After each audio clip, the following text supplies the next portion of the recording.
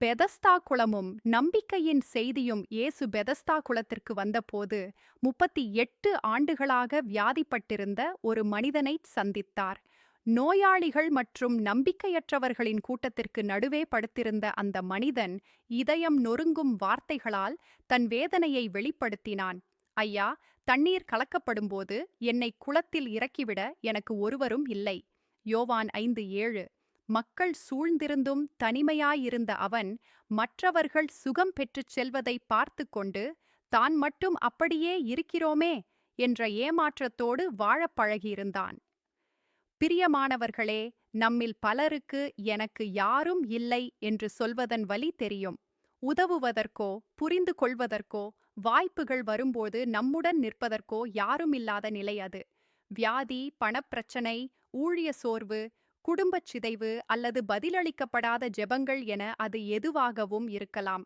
காலப்போக்கில் ஏமாற்றமே நம் அடையாளமாகவும் காத்திருப்பு வெறுமையாகவும் மாறக்கூடும்.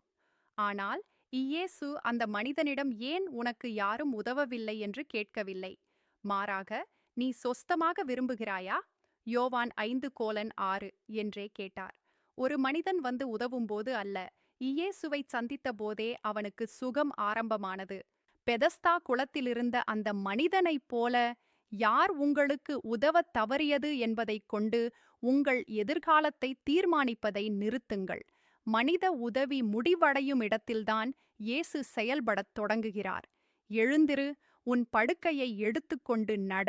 யோவான் 5:8 என்று ஒரே வார்த்தையில் அவர் கட்டளையிட்டார். 38 ஆண்டுகளாக மனிதர்களால் செய்ய முடியாததை இயேசு ஒரு நொடியில் செய்தார். உங்கள் அற்புதம் மனிதத் தொடர்புகளையோ கூட்டத்தையோ அல்லது அதிர்ஷ்டத்தையோ சார்ந்ததல்ல, அது கிறிஸ்துவைச் சார்ந்தது. நீங்கள் மறக்கப்பட்டதாக உணரும்போதும் இயேசு உங்களை காண்கிறார், உங்களுடன் பேசுகிறார், உங்களை எழும்பச் சொல்கிறார். எனக்கு யாரும் இல்லை என்று நீங்கள் சொல்லலாம், ஆனால் உண்மை என்னவென்றால் உங்களுக்கு இயேசு இருக்கிறார். அவரே உங்களுக்கு போதும்.